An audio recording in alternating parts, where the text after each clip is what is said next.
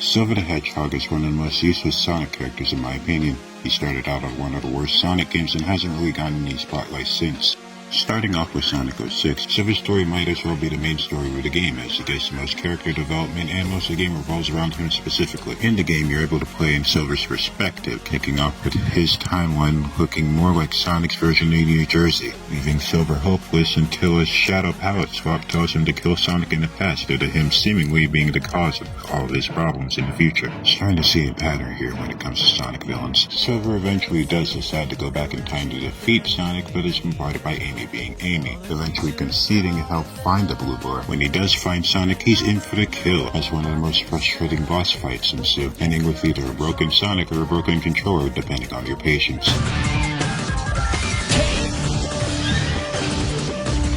Before Silver is able to deal the final blow, Amy stops him, leaving Sonic helplessly lying on the floor. If I had to choose between the world and Sonic, I would choose Sonic!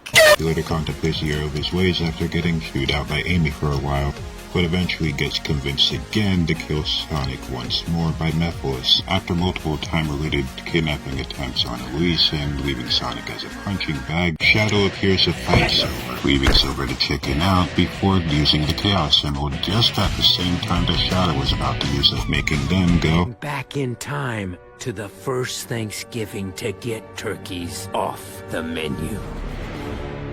That's right.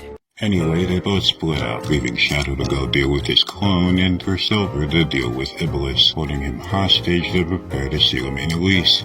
Now that they're in the present, Silver finally realizes the error of his ways, going around to help Sonic and the gang save Elise. But they eventually team up to defeat Solaris in super form, ending up to save Silver's timeline until further notice. After explaining a heavily abridged version of Silver's story in Sonic 006, think that he'd have a full and satisfactory character arc, right? Well, that's kinda the problem. Sega didn't really know what to do with him after that. Sonic Generations has him as a very great boss fight, making him have a much more powerful grasp on his own psychokinesis, allowing him to throw cars around at you and a bunch of other different projectiles. Afterwards, however, he's resorted to a background character cheering you on during the final boss. Sonic Olympic and Sonic Racing has him as a playable character, which is cool, but he barely contributes to the story of the games, which I honestly don't care about because most of the stories in Sonic Olympics and Racing are mid anyway. He does make a small appearance in Sonic Colors DS, where we learn that his future is doing pretty well. Also, I'm pretty sure him and Blaze are dating. The Sonic Riders series has him available post-game as an unlockable character, and Secret Rings has him as an add-on for party mode. While he's not directly in the games, Black Knight has the character similar to Silver named Sir Galahad, who's only playable during multiplayer. In Sonic Forces, he's back because his future is terrible, which makes no sense to me considering how he clearly states that his timeline is doing well during Sonic Colors DS. He does contribute a little bit to the plot, but loses to Infinite, which immediately loses points in my book.